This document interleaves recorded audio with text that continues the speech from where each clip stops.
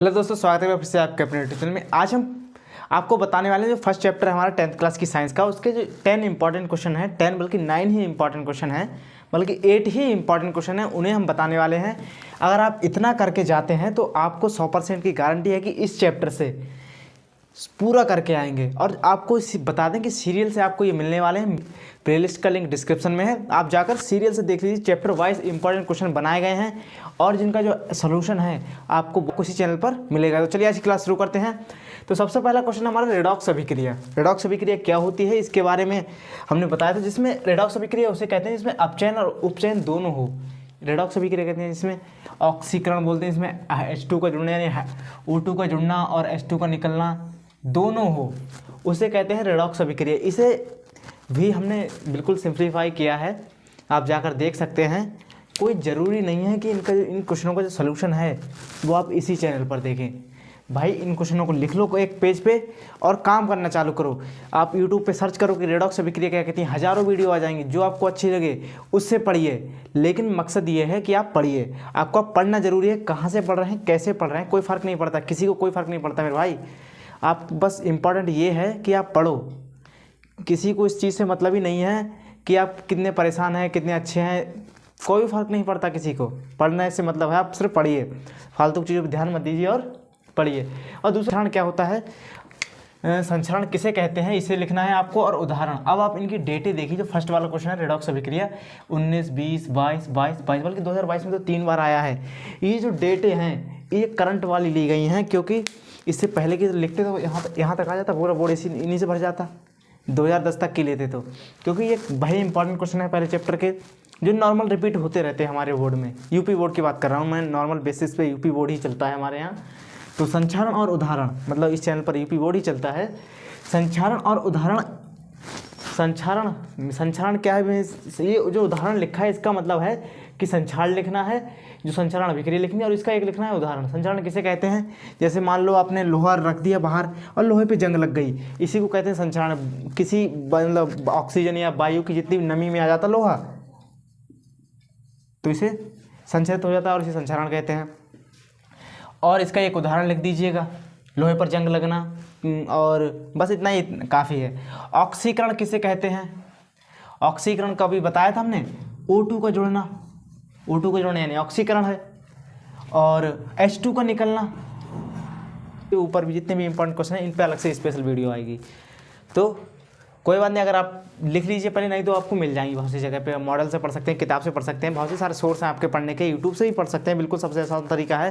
YouTube पे search करो redox अभिक्रिया क्या होती है, ऑक्सीकरण अभिक्रिया क्या होती है, बहुत सारे वीडियो आ जाएंगे। किसी को भी खोलो पढ़ो, कोई फ़र्क नहीं पड़ता आप कहाँ से पढ़ रहे हैं। प्रतिस्थापन किसे कहते हैं, जैसे मान लो जैसे A और B है, अब इनकी रिएक्शन हुई तो हुआ क्या कि B की जगह पे C आ गया और A भी साथ में हो गए। इस तरीके से मतलब किसी जगह पे, जैसे मान लो आप दो दोस्त बैठे हो, ए बैठा प्लस B है, और इस तरीके से देख लो,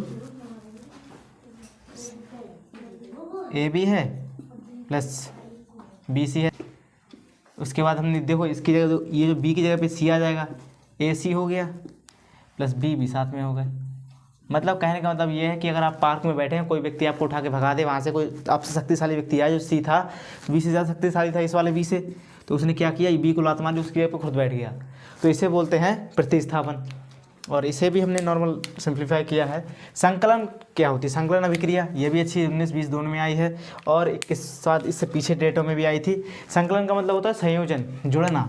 इसे आप कंफ्यूज ना हो जाना और गधे मत बन जाना कतई, गधों वाली हरकत मत कर देना कि संकलन आए ले हुआ डर गए, पता ही नहीं है कुछ भी, ऐसा कुछ नहीं। संकलन मतलब जुड़ना, संयोजन अभिक्रिया, और इसे और भी नाम से बोलते हैं, शायद नाम याद नहीं आ रहा भी, लेकिन संकलन संयोजन अभिक्रिया आपने पढ़ा होगा।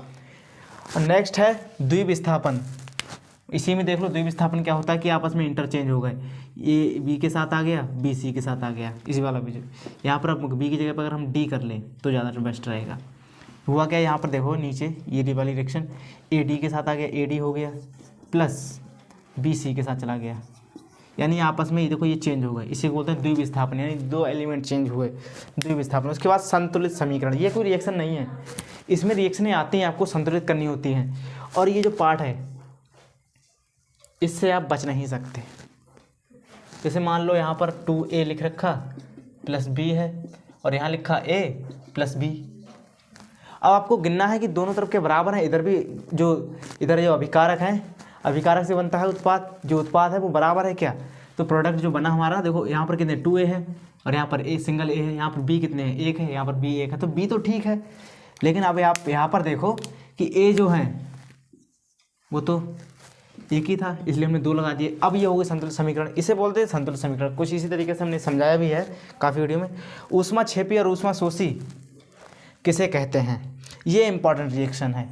ऊष्मा क्षेपी का मतलब है किसी ऊर्जा का निकलना। जैसे हमने मीथेन को जलाते हैं, CH4 को जब ऑक्सीजन की उपस्थिति में जलाते हैं तब क्या निकलती है, ऊर्जा निकलती है।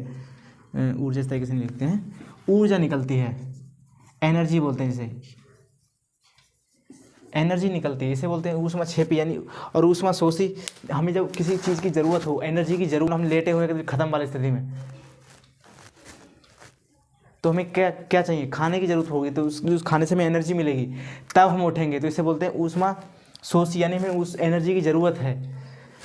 अब नेक्स्ट आता है बहुविकल्पी प्रश्न। इनकी एक छोटी सी वीडियो ला दी जाएगी, इस चैप्टर से ज़्यादा बहुविकल्पी प्रश्न आते नहीं हैं। ऑब्जेक्टिव जो क्वेश्चन होते हैं 3 1 2 1 ही आता, 2 तो छोड़ ही दो, कभी कभी तो आता ही नहीं है, लेकिन आते हैं क्वेश्चन। बहुविकल्पी में भी कभी कभी हो जाता है कि रख दिया जाता है।